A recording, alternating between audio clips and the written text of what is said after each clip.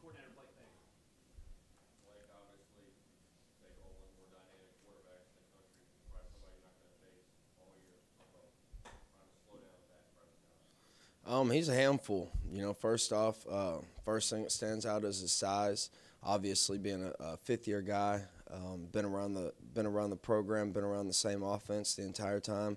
Most impressive thing to me is he doesn't put the ball in danger. I think he's got 182 attempts with 0 interceptions. Offensive line does a phenomenal job up front, gives them time, and then if something does break down, he has the wheels to make things happen. So he's going to be a handful. How does that change things knowing that he doesn't turn the ball over and you can't really rely on trying to get a few interceptions like you did against UTSA? Yeah, I think the biggest thing, and really, it's honestly it's quite frustrating so far this year is we can't give up the big play for a touchdown. I've really since Western Kentucky, it's happened almost every single game, and that's something we pride ourselves on here. And ultimately it falls on me, but it hadn't happened so far up to date. But that's something that we got to take more serious, and we got to get that fixed immediately, or it's going to be a long day. What were some of those issues? Like both the slants came in zone coverage? Yeah, and both the slants, honestly, will probably be completed in that coverage. We just got to vice the ball and make the play, and make them 15-yard gains and make them snap it again.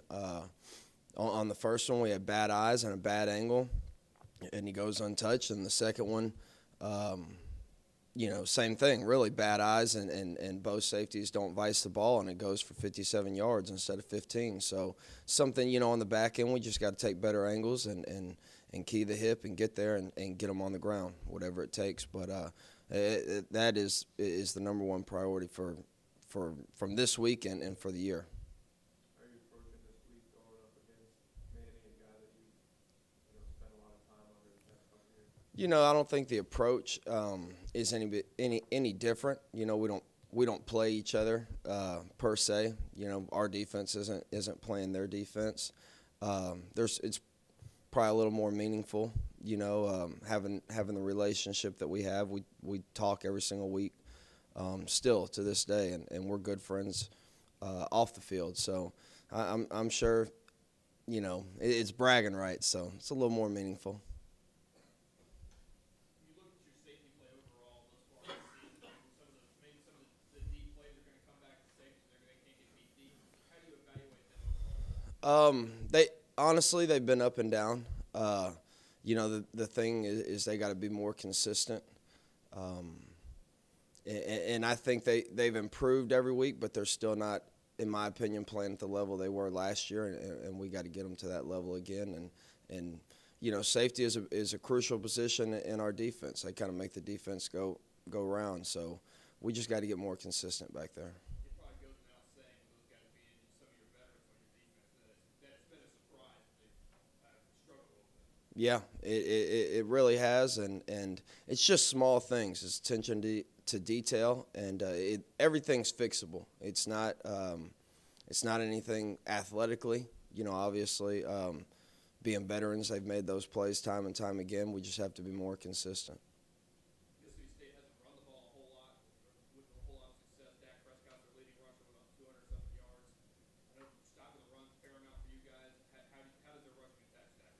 Their rushing attack's good. I mean, up front, they're going to be similar to probably Kansas State, probably a little bit longer and a little more athletic than they were. But up front, they're really, really good. They got two backs. One's a power back and one's kind of a scat back.